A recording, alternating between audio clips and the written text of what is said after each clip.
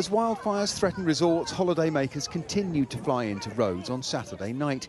Abby landed from Gatwick to find her hotel had been evacuated, leaving her in limbo in the lobby of another. We were quite concerned about this situation, but we were told by the TUI staff on the ground at Gatwick that if we hadn't heard anything about our hotel, we'd be fine to fly out. It's quite nerve-wracking, really, kind of not knowing what's happening and not knowing what we're meant to be doing. We've had mixed messages from TUI. We've spoken to them and they told us to find our own flights home, find our own accommodation. However, someone else spoke to them and they were told to stay put, not make our own way home because TUI were going to deal with it.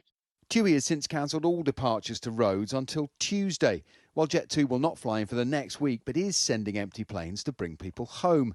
Thomas Cook has cancelled bookings in at-risk areas until July the 31st, with refunds for holidays elsewhere on the island departing before Tuesday. Ryanair and EasyJet continue to fly to Rhodes.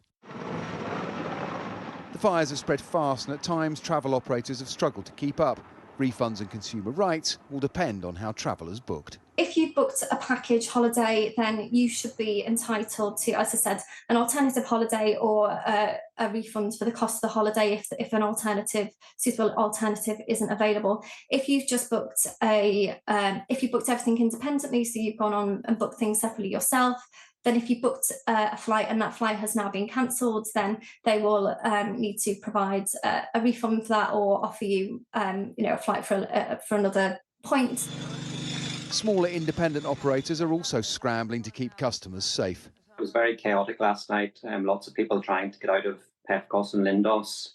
Our guests were lucky. We were able to get some places on the government arranged buses to get out of Pefcos and get to the north of the island, but it was very touch and go at times. So our groups are all groups of single travellers. So we have 8 solo travellers on island at the moment, and we have transferred them to Rhodes Town, and they'll stay in a hotel there till Wednesday, and then they'll fly home on Wednesday as planned.